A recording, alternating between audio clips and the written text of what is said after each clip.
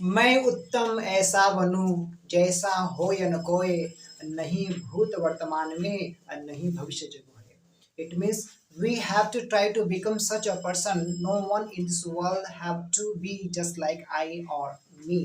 We have to try to do our level best because it is the only thing which can help us to emerge as a great personality of the world.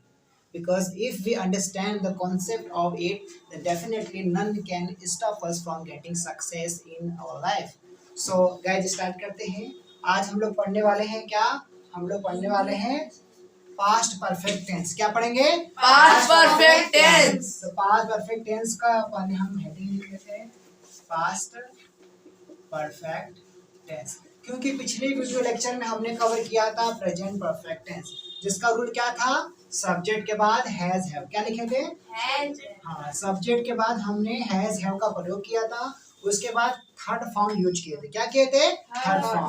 क्योंकि जब भी perfect word आपके mind में आएगा तो आपको हमेशा ध्यान रखना है कि वो आपके थर्ड फॉर्म का ही प्रयोग करेंगे। किसका प्रयोग करेंगे? थर्ड फॉर्म का।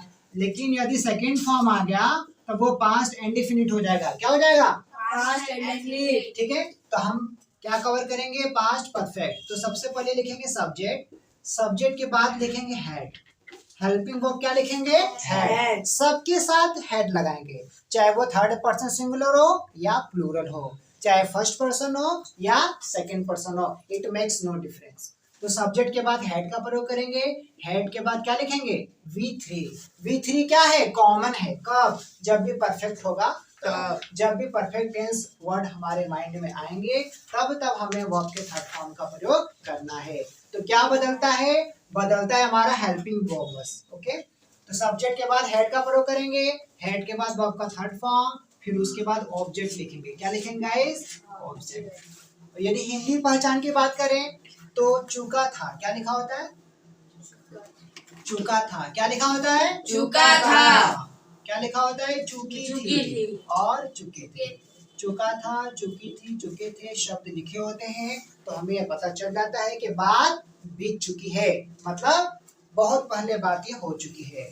तो ऐसे में सब्जेक्ट के बाद हेड का प्रयोग करेंगे। एग्जांपल लेते हैं आपके सामने। मैं उसे पढ़ा चुका था। मैं उसे पढ़ा चुका था, मतलब अभी नहीं पढ़ाया, बहुत पहले ही पढ़ा चुका हूँ। तो मैं उसे पढ़ा चुका था, मैं उसे समझा चुका था, मैं यह काम कर चुका था। तो इस तरह से सेंटेंस जब भी आएंगे तो हम इस रूल को फॉलो करेंगे। तो सबसे पहले सब्जेक्ट देखेंगे। सब्जेक्ट इसमें क्या है? मैं क्या है? सब्जेक्ट। उसे क्या है? ऑब्जेक्ट। उसे क्या है? ऑब्जेक्ट। पढ़ा क्या है? वर्ब। पढ़ा क्या है? वर्ब। चुका चुकी क्या है? पहचान वाला शब्द। क्या है? Identity word. क्या है? आइडेंटिटी वर्ड, पहचान वाला शब्द। तो रूल क्या कहता है? सबसे पहले क्या लिखेंगे? सब्जेक्ट। सब्जेक्ट क्या है? आई लिख दिए। आई के साथ क्या लगाएंगे? हेड का प्रयोग करेंगे। क्यों? क्योंकि लिखा है चुका था। क्या लिखा है? चुका था। जब भी चुका था लिखा होगा तो हेड का प्रयोग करेंगे। यदि चुका है लिखा होता तो क्या लगाते? हैव या हैव। क्या लगाते? हैव या हैव। लेकिन लिखा क्या है? चुका था। चुका था तो लगाएंगे हेड। सबके साथ, चाहे वो फर्स्ट पर्सन हो चाहे थर्ड पर्सन हो, कोई भी पर्सन हो, सबके साथ हेड। हेड के बाद वर्ब का थर्ड फॉर्म। क्यों थर्ड फॉर्म? क्योंकि परफेक्ट है। क्या है? परफेक्ट। चाहे वो प्रेजेंट परफेक्ट हो या पास्ट परफेक्ट हो या फिर फ्यूचर परफेक्ट हो, सभी में हम वर्ब के थर्ड फॉर्म का प्रयोग करेंगे। तो आई हैड, क्रिया क्या है? पढ़ाना। पढ़ा मतलब पढ़ाना। तो पढ़ाना का थर्ड फॉर्म क्या होगा? टीच। टीच का third form taught. Teach, taught, taught. क्या होता है? Teach, taught, taught. तो आई हैड टॉट। अब इसमें ऑब्जेक्ट ढूंढिए। ऑब्जेक्ट क्या है? उसे। किसको पढ़ा चुका था? उसे को क्या कहेंगे? I have taught him. तो इस तरह से हमारा ये कंप्लीट। हिंदी में पूर्ण विराम है, इंग्लिश में फुल स्टॉप का प्रयोग हम करेंगे। और वाक्य कैसा है? डिक्लेरेटिव। कैसा वाक्य है? डिक्लेरेटिव। कैसा वाक्य है? अफर्मेटिव। कैसा वाक्य है? अफर्मेटिव। कैसा वाक्य है? पॉजिटिव। कैसा वाक्य है? पॉजिटिव। तो जब भी पॉजिटिव होगा या अफर्मेटिव होगा या डिक्लेरेटिव सेंटेंस होंगे तो ऐसे में हम सब्जेक्ट के बाद हेड, हेड के बाद V3 और V3 के बाद ऑब्जेक्ट का प्रयोग करेंगे। ओके गाइस, तो एक एग्जांपल दे रहे हैं, करके दिखाइए। वह मुझे यह काम दे चुका था। वह मुझे यह काम दे चुका था। तो इसका अंग्रेजी हम क्या लिखेंगे बताइए, कौन बताएगा हमें?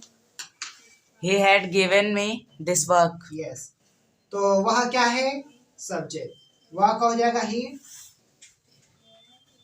के बाद क्या लिखेंगे? Had. लिखेंगे, तो लिखेंगे ही हैड के बाद क्या लिखेंगे? वर्ब का थर्ड फॉर्म। वर्ब क्या है? देना, मतलब गिव। तो गिव का थर्ड फॉर्म क्या होगा? Given. Give gave given. तो ही हैड गिवन। किसको? मुझे तो मुझे को क्या कहेंगे? Me. He had given me. क्या चीज? यह यह काम। काम। यह काम को क्या कहेंगे? This This work. He had given me this work. इस तरह से हमारा ये सेंटेंस कंप्लीट। तो वाक्य कैसा है? अफर्मेटिव। क्या है? अफर्मेटिव। यदि बात करें नेगेटिव सेंटेंस की, नेगेटिव सेंटेंस होगा तो ऐसे में हम लिखेंगे सब्जेक्ट के बाद क्या लिखेंगे? हैड, और हेड के तुरंत बाद नॉट का प्रयोग हम करेंगे। ठीक है, नॉट के बाद क्या लिखेंगे? V3। क्या लिखेंगे? V3। लास्ट में ऑब्जेक्ट। तो कब? जब वाक्य नेगेटिव होगा। तो एक सेंटेंस बोलने लिख के दिखाइए। राम उसे समझा चुका था।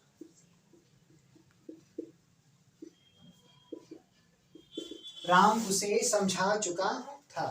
तो ऐसे में इसका अंग्रेजी हम क्या बनाएंगे? हाँ बेटा, समझाना का क्या होता है?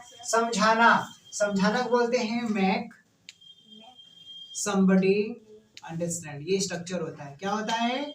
Make somebody understand।